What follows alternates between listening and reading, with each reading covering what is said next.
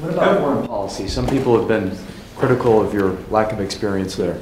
Well, I have as much as many of the other people running, including other former governors. What I do have is the history of having been to probably between 35 and 40 countries, extensively to the Middle East, to Israel 9 times. I've been to Syria, to Lebanon, to Egypt. I've been to Jordan, Iraq, Afghanistan.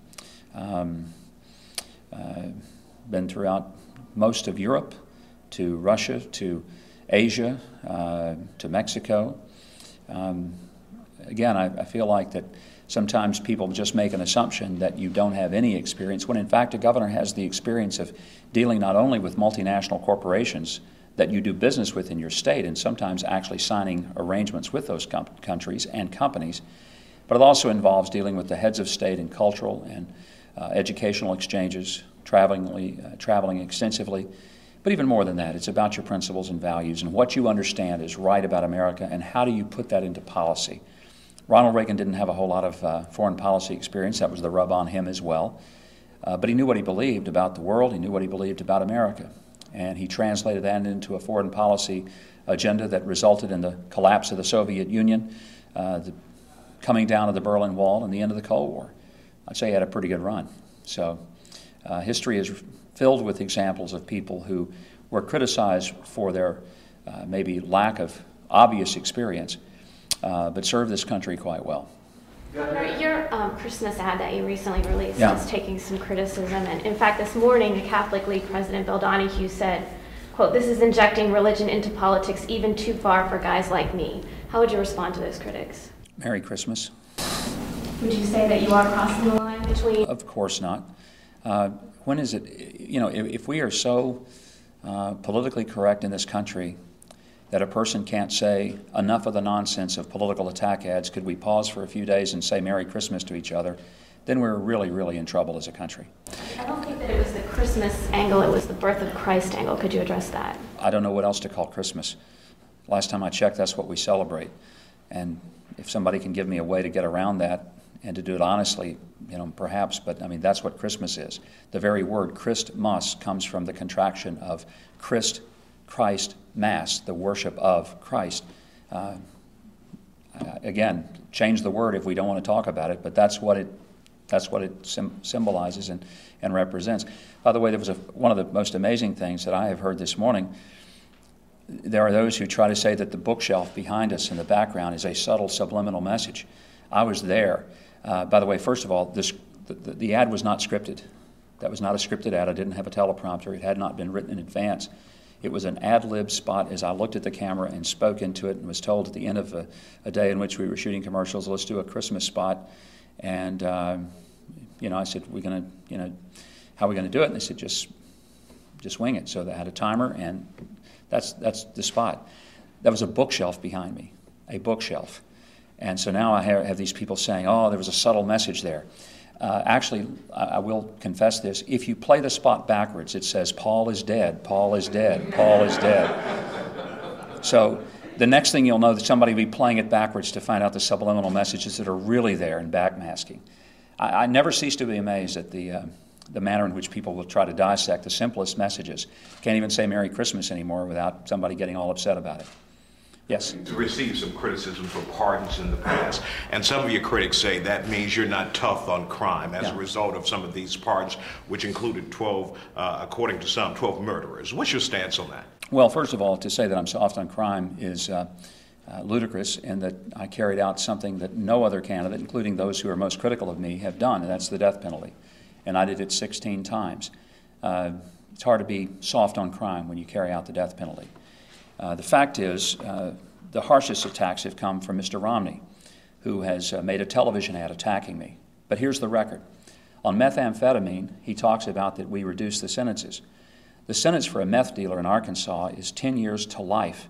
In Massachusetts, it's roughly 2.5 years for the same thing. Our sentences are twice as harsh at minimum than they were in Massachusetts. Somebody should ask him about that. What we did in reducing was not reducing the total sentence, it was reducing the time that a person had to be served before they could be eligible. That was from the 70% to the 50% law that made it the same as other crimes. There had been a harsh penalty put into place earlier. without going into all the boring details, the real reality is that if you have a person in prison and you tell him, okay, if you behave and do well and get an education and learn a job skill, your time served is 10 years. But if you act up, misbehave, spit on people, learn nothing, and are belligerent every day you're here, you're going to serve 10 years. Guess what kind of behavior you get out of the inmate? So it was at the request of the prison that we created the pathway so that their good behavior would be as it were for other crimes. And that's exactly what it was.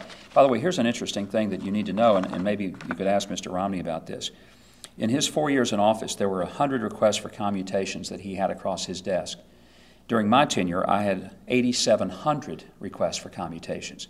Part of what he doesn't tell you is that each state has different criteria by how these things are done. So I denied virtually 90% of all the commutations that came to me. What he also doesn't seem to want to tell you is that sometimes these commutations came as a person was, let's say, 35 years old, and they had written a hot check when they were 18. And the result of that conviction when 18 in a hot check, nonviolent offense, they had never done a single day of prison time for it. It was a probated sentence or paid a fine. But it meant that even when they went to apply for a job to take out the bedpan of a nursing home, they couldn't get hired because they had the conviction. So if you didn't give that person a pardon, they would be, in essence, unemployable, even in the most menial entry-level jobs that we had in the community. Now, politically, there's no advantage ever to issue a commutation. And if I had acted in my own best political interest, I would have never, ever considered one. But my job was to be the governor. It was to look at every case and look at it with a sense of responsibility and to ask, is it the proper thing to do to consider it? I think I did my job and I did it responsibly. I don't think you want a president who refuses to look at that responsibility. Interestingly, Mr. Romney has commended President Bush for the pardon of Scooter Libby. Yet he brags that he never gave one as governor. I think it's interesting, too, that one of them that he didn't give, and this is one I'd like to mention, was to a gentleman by the name of Anthony Sircosta, who, when he was 13 years old, was accused and convicted of assault for shooting at another boy. He shot at that boy with a BB gun.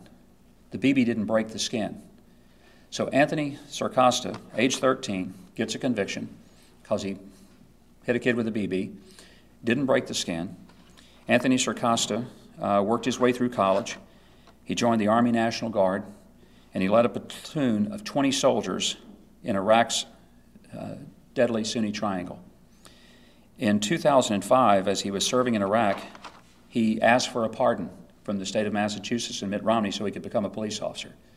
Mitt Romney refused his pardon. Now, why did he refuse that pardon? Of a decorated, honored soldier who had worked his way through college and whose crime was he shot another kid at age 13 with a BB gun. People need to understand the real record here. Did Mitt Romney act in the best interest of Anthony Sircosta or in the best interest of Mitt Romney? If you're going to be elected to a job, you need to be elected to do the job that's best for the citizens, not for your own political future, whether you're Mike Huckabee or Mitt Romney.